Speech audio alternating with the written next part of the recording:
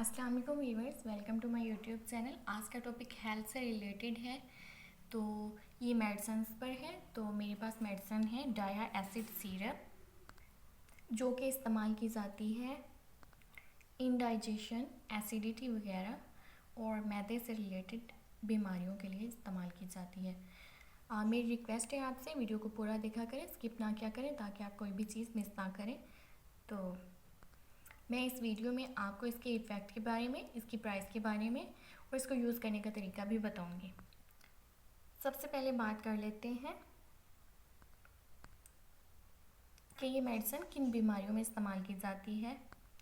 ये मेडिसिन मैदे की तेज़ाबियत में इस्तेमाल की जाती है और सीने की जलन में भी इस्तेमाल की जाती है। इसके अलावा मैदे में गैस हो या बदहज़मी हो जाए, उन तमाम सूरतों में ये मेडिसिन इस्तेमाल की जाती है।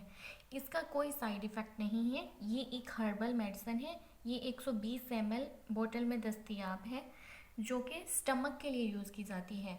अगर आपके मैदे में दर्द है, आपको इंडाइजेशन है, आपको एसिडिटी हो रही है, आपका खाना ठीक से हज़म नहीं हो रहा है या मैदे में गैस है, उन तमाम सूरतों में आप इस मेडिसिन को इस्तेमाल करते हैं।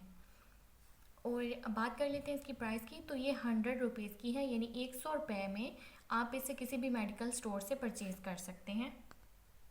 ये बहुत ही अच्छी और फ़ायदेमंद दवाई है। अगर आपके मैदे में दर्द है या मैदे से रिलेटेड कोई भी मसला है, तो आप डाया एसिड इस्तेमाल कर सकते हैं। इसका 1 हफ़्ता इस्तेमाल करने से आपको बहुत ही रिलीफ मिलेगा। अगर इस सिरप को बड़े इस्तेमाल करना चाहते हैं, तो वो 2 चम्मच दिन में 3 मरतबा इस्तेमाल कर सकते हैं खाने के बाद।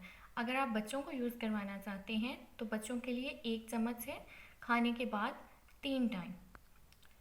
ये मेडिसिन खाने को हज़म करती है और इंडाइजेशन को ख़त्म करती है। उसके अलावा एसिडिटी को दूर करती है और इस मेडिसिन का कोई भी साइड इफ़ेक्ट नहीं है।